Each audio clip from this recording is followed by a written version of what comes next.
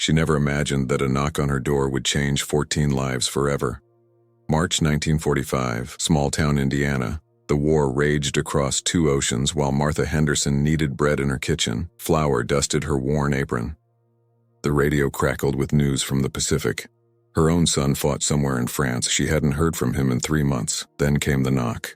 Not the confident rap of a neighbor. Not the familiar rhythm of the mailman. This was different, hesitant, almost apologetic.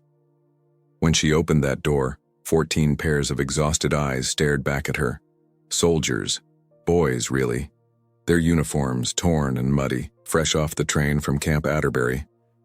They'd been walking for hours. No money, no food. Just trying to get home on leave before shipping out to the Pacific. The leader, a sergeant who couldn't have been older than 22, removed his cap.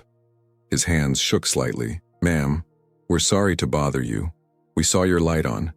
Could you maybe spare some water?" Water. That's all they asked for. These boys who were about to die for their country, wanted nothing more than a glass of water. Martha looked at their faces, hollow cheeks, cracked lips. In each young face, she saw her Tommy. Her boy who might be standing at someone else's door right now, hungry and tired and far from home. She stepped aside. "Come in, all of you." They hesitated. 14 soldiers in a stranger's home. It wasn't proper. It wasn't done. But Martha Henderson had already made up her mind. "I said come in, and wipe your feet. I just mopped." The house wasn't big. Built in 1892, it had seen better days. The wallpaper peeled in the corners. The floorboards creaked under the weight of 14 soldiers filing into her small living room. They stood awkwardly, afraid to sit, afraid to dirty her furniture with their muddy uniforms. Martha's husband Earl had been gone 2 years now. Heart attack in the field. Left her with a mortgage, 3 acres, and a determination that would move mountains. She'd survived the Depression. She'd buried a husband. She'd sent her only son to war. Feeding 14 hungry soldiers? That was just Tuesday. "Sit," she commanded. "Anywhere you can find space." They sat. On the sofa. On the floor. One boy, barely 18 by the look of him, leaned against the wall and closed his eyes. Another clutched a worn photograph. In the corner, a private first class tried to clean mud from his boots with his sleeve. Martha surveyed her kitchen. 2 loaves of bread, a pound of potatoes, some carrots from the cellar, a chicken she'd been saving for Sunday. It wasn't enough. Not nearly enough for 14 hungry boys. But she'd learned long ago that when you feed people with love, somehow, there's always enough. The miracle of the loaves and fishes wasn't just a Bible story. It happened every day in kitchens across America, where mothers performed impossible mathematics with ration cards and empty cupboards. She rolled up her sleeves. "Which of you boys knows how to peel potatoes?" 4 hands shot up. She handed them knives. "Get to work. Garden shed out back has more. Take what you need." "Ma'am, we can't." "You can and you will. When's the last time you ate?" Silence. Then the sergeant spoke. "Yesterday morning. Maybe." Yesterday morning. These boys who would soon storm Pacific beaches had been walking on empty stomachs. Martha felt something fierce rise in her chest. Not on her watch. Not in her house. Not while she still had breath in her body and flour in her pantry. The kitchen became a battlefield of its own. Pots clanged, water boiled. The ancient stove, which Earl had promised to replace but never did, groaned under the assault of every burner firing at once. Martha moved like a general conducting a symphony of survival. "You," she pointed to a tall corporal. "There's a sack of onions in the cellar, bring them up. You two," she indicated twin privates who couldn't have been more than 19. "Start slicing bread. Thick slices. None of this thin nonsense." They moved with military precision, but their faces had softened. The kitchen filled with steam and purpose. One soldier found her radio and tuned it to music. Glenn Miller drifted through the air. Moonlight Serenade. A boy near the window started humming along, then stopped, embarrassed. "Don't stop," Martha said without turning from the stove. "My Tommy loves that song." The humming resumed. Tentative at first, then stronger. Another voice joined, then another. Soon, 14 voices filled her kitchen with melody while potatoes boiled and bread toasted, and that single chicken transformed into something that would have to be enough. Martha reached into the cupboard for her secret weapon. A jar of apple butter. Her mother's recipe. She'd been saving it, rationing it like everything else in this war. But what was the point of saving anything when boys were starving on their way to die? She opened the jar, and the sweet scent filled the room. One soldier actually moaned. The sound nearly broke her heart. When had these boys last tasted something made with love instead of efficiency? When had they last sat in a real kitchen instead of a mess hall? "Tell me about home," she said, stirring the pot. "Where are you boys from?" The stories poured out like water from a broken dam. Private Johnson from Nebraska. His family farmed corn. He missed the sound of wind through the stalks at night. Said it was the loneliest sound in the world until he heard the ocean for the first time at basic training. Now the ocean was lonelier. Corporal Davis from Detroit worked the Ford plant before enlisting. His girl waited for him. They'd marry when he got back. When, not if, when. He showed Martha the ring he'd bought, saved 6 months for it, carried it in a small leather pouch next to his heart. The twins, Bobby and Billy Sullivan from Boston, their mother couldn't tell them apart, so she knitted them different colored socks. Bobby wore red, Billy wore blue. They'd lied about their age to enlist together. 17, but told the recruiter they were 18. Their mother still didn't know. Sergeant Williams from Georgia, third-generation military. His grandfather fought in the Civil War. His father in the Great War, now him. He had a son back home, 3 years old. Probably wouldn't recognize him when he returned. Each story was a thread in the tapestry of America. Farm boys and city kids, rich and poor, north and south, all headed to the same jungle islands, all carrying photographs and letters and memories that weighed more than their packs. Martha listened to each one. Really listened. Not the polite nodding of someone making conversation, but the deep listening of a mother who understood that these might be the last stories these boys ever told in a real home. The food was ready. 14 plates, 14 forks, 14 hungry boys who tried to eat slowly, tried to be polite, but hunger won. They ate like what they were, starving kids who'd been asked to be men too soon. Martha watched them eat and thought of last suppers. How many more meals would these boys have? How many would come home? The chicken was gone in minutes. The potatoes vanished. The bread disappeared. But somehow, impossibly, everyone was fed. Martha brought out the apple butter and watched grown soldiers' eyes light up like children on Christmas morning. "This tastes like my grandmother's," one boy said, then blushed at the emotion in his voice. "Good," Martha replied. Grandmothers know things. They relaxed as they ate, shoulders dropped, fists unclenched. For 1 hour in Martha Henderson's kitchen, the war didn't exist. They were just boys again, boys who told jokes, boys who laughed, boys who didn't have to be brave. One pulled out a harmonica, another started tapping rhythm on the table. Music filled the spaces between words. Not military marches or patriotic songs, but the music of home. "I'll be seeing you. Don't sit under the apple tree." Songs their girls sang, songs their mothers hummed, songs that carried them back to before, when the biggest worry was asking someone to dance or passing algebra or saving enough money for a movie ticket. Then Private Mackenzie, the youngest one who'd been leaning against the wall, started to cry. Silent tears down dirty cheeks. He tried to hide it, turned his face away, but in that small kitchen there was nowhere to hide. "I'm sorry," he choked out. "I'm sorry, this is... my mom used to..." He couldn't finish. Didn't need to. Every soldier in that room understood. They'd all had that moment, that breaking point where the kindness of a stranger hit harder than any drill sergeant's abuse, where a taste of home made the homesickness unbearable. Martha moved to him, put her hand on his shoulder. "How old are you, son?" "Really?" 16, ma'am. I'll be 17 next month." 16? A child. A baby. And next month he'd celebrate his birthday on a transport ship to hell. The room fell silent except for the radio playing softly in the background. Martha disappeared into her bedroom and returned with a box. Inside were letters, dozens of them, all from her Tommy. "Would you boys mind?" she asked. "Would you mind if I read you his last letter? I haven't been able to read it to anyone." They nodded. Of course they would listen. In that moment, they weren't just soldiers. They were her sons, all of them. She unfolded the worn paper with shaking hands. "Dear Ma," she began and her voice broke. She tried again.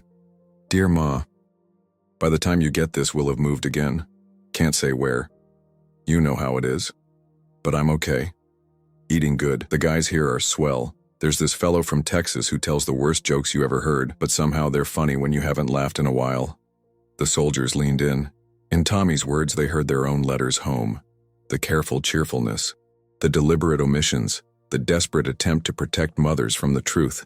"I dream about your apple butter," Martha continued reading, "and that chicken soup you make when someone's sick.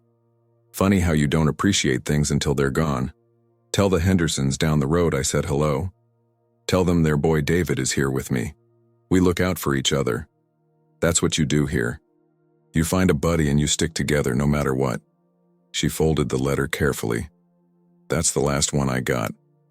3 months ago." Sergeant Williams cleared his throat. "What unit is he with, ma'am?" 82nd Airborne. The soldiers exchanged glances. The 82nd had been in the thick of it. Normandy, Holland, the Bulge, places where boys became legends or statistics. "Those are good men," the sergeant said carefully. "The best. If anyone can make it through, it's the 82nd. Martha nodded. She knew he was being kind. They all were. But kindness was what she needed. What they all needed. In a world gone mad with killing, kindness was rebellion. The evening deepened. Outside, stars appeared one by one. The same stars shining over France and the Pacific. The same stars these boys would navigate by in dark waters and darker jungles. They helped clean up. 14 soldiers washing dishes, drying plates, sweeping floors. The youngest one, Mackenzie, 16 and pretending to be a man, worked hardest of all, as if he could wash away his tears with soap and hot water. Then they shared their own talismans. Davis had his engagement ring. Johnson carried a rabbit's foot his sister gave him. The Sullivan twins each wore half of a torn dollar bill. When they made it home, they'd tape it back together and buy their mother something nice. One soldier, quiet until now, pulled out a small notebook. "I write poems," he admitted, face reddening. "Not good ones. Just, things I see, things I want to remember." "Read one," Martha said. He flipped through pages, found one, cleared his throat. "Morning coffee in a tin cup, tastes like home and rust and rain. Thompson cleans his rifle. Says it's Tuesday, but we've lost track of days. Only know light and dark, living and not. Coffee's cold now, but still tastes like hope." Silence. Then Martha spoke. "That's beautiful. It's just words," he mumbled. "No," she said firmly. "It's truth. And truth is always beautiful, even when it hurts." She went to her desk, pulled out paper and envelopes. "Write to your mothers. All of you. Right now. Tell them an old woman in Indiana fed you dinner. Tell them you're okay. Tell them whatever you need to tell them. I'll mail them tomorrow," they wrote. 14 young men hunched over paper, struggling with words. How do you tell your mother you're scared? How do you tell your father you're proud to serve but wish you didn't have to? How do you tell your girl that you love her when love seems too small a word for what you feel facing death? Martha busied herself making coffee. Real coffee. Not the chicory substitute everyone pretended was just as good. She'd been saving it for a special occasion. This qualified. As they wrote, she studied their faces, memorized them. Later, she would pray for each one by name: the poet, the farmer, the factory worker, the 16-year-old playing soldier, the twins who would live or die together, the sergeant carrying 3 generations of military honor on his shoulders. One by one, they finished their letters, sealed them, handed them to Martha like sacred offerings. She placed each one carefully in her basket. Tomorrow, she would walk to town, buy stamps with money she didn't have, make sure each letter found its way home. It was the least she could do, the very least. "Ma'am," Sergeant Williams stood. "We should go. We've imposed enough." "Where?" Martha asked. "Where will you go?" "We'll find somewhere. The train station, maybe. We ship out at 0600. No." The word came out harder than she intended. "No. You'll sleep here. The floor's not much, but it's warm. And in the morning..." She paused, made a decision. "In the morning, I'll make breakfast and I'll drive you to the station." "Ma'am, we couldn't." "You could and you will. When did you boys become so fond of that word? Can't, couldn't. I didn't raise my son to say can't. I won't send you boys off that way either. They were too tired to argue, too grateful. One by one, they found spots on the floor. Martha brought out every blanket, every pillow, every cushion she owned, made them as comfortable as she could. She couldn't sleep. Lay in her bed listening to the sound of 14 soldiers breathing in her living room. Some snored. One whimpered in his sleep. Another called out a name, Sarah. Over and over. Sarah. At 3 a.m., she gave up on sleep, crept to the kitchen, started baking biscuits. All the biscuits her oven could hold, used the last of her flour, the last of her butter. Ration points be damned. These boys would not leave her house hungry. One by one, they woke to the smell, appeared in the doorway like ghosts, helped without being asked. By 5 a.m., her kitchen was full again. Coffee brewing, biscuits baking, eggs frying. She'd found a neighbor's chicken that had wandered into her yard. The neighbor would understand. They ate in companionable silence. The last meal. Nobody said it, but everyone knew. Statistically, at least 4 of these boys wouldn't come home. Maybe more. The poet might never write another verse. The twins might be separated forever. The 16-year-old might never see 17. But this morning, they were alive. They were fed. They were loved by a stranger who saw in them her own son. Sometimes that has to be enough. The sun rose, time to go. They stood in formation in her yard. 14 soldiers in worn uniforms. Martha faced them, small and fierce and unbreaking. "You come back," she said, "not a wish, an order. You hear me? Every one of you. You come back. And when you do, you come here. This door will always be open. There will always be food, always." They saluted her. 14 young men saluting a housewife in a flour-dusted apron. She saluted back, surprising them. Then, one by one, they hugged her. Quick, embarrassed hugs, the kind boys give their mothers when other boys are watching, but real. Desperate. Necessary. The truck arrived. Earl's old Ford, driven by Martha. They piled in, drove to the station in dawn light. The platform was crowded. Other soldiers. Other goodbyes. Other mothers who weren't mothers, sending sons who weren't sons to war. 7 came back. 7 out of 14. Martha knew because they kept their promise. They came to her door. Not all at once. Scattered across months and years as the war ended and America's boys came home, or didn't. Davis made it. Married his girl with the ring he'd carried next to his heart. Brought her to meet Martha. They named their first daughter Martha. Said it was the least they could do. The poet lost his right hand but not his words. Published a book of poems. Sent Martha the first copy. The dedication read, "To the woman who fed us when we were hungry and loved us when we were afraid." Sergeant Williams survived every major battle in the Pacific. Came home to a son who did recognize him, brought the boy to Indiana, taught him about honor and duty and the kindness of strangers. The Sullivan twins were separated after all. Billy died on Iwo Jima. Bobby came to Martha's door alone, half a person, carrying his brother's blue socks and that torn dollar bill that would never be whole again. Mackenzie, the 16-year-old, made it to 17. But not 18. His mother wrote Martha a letter, said he'd talked about her in his letters home. Said the last good meal he ate was in Indiana. The others were names on gold stars. Statistics, heroes, ghosts. But for one night in March 1945, they were just boys. Hungry boys who knocked on the right door. Who found, in a small house in Indiana, what they were fighting for. Home. Kindness. The knowledge that somewhere, someone they'd never met would feed them and shelter them and ask nothing in return except that they come back. Martha Henderson lived to be 93. When she died, 7 old soldiers carried her casket. They buried her next to Earl and eventually next to Tommy, who did come home from France, wounded but alive. Every Thanksgiving until she died, her table was full. Soldiers and their families, their children, their grandchildren, all connected by one night when a housewife opened her door and said, "Come in." She never thought of herself as remarkable. Just did what needed doing. Fed the hungry. Sheltered the lost. Loved the frightened. In her mind, it wasn't heroism. It was just Tuesday. But for 14 soldiers on their way to war, Martha Henderson was proof that what they were fighting for was worth saving. That America wasn't just a place on a map, but a door that opened when you needed it most. A kitchen where strangers became sons. A table where there was always enough. Remember this when the world seems dark. Remember that heroism isn't always on battlefields.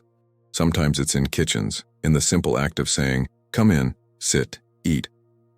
Sometimes the smallest gestures echo across generations. Like this video. Subscribe. Share your own stories of kindness in the comments below. Tell us about the doors that opened for you or your family.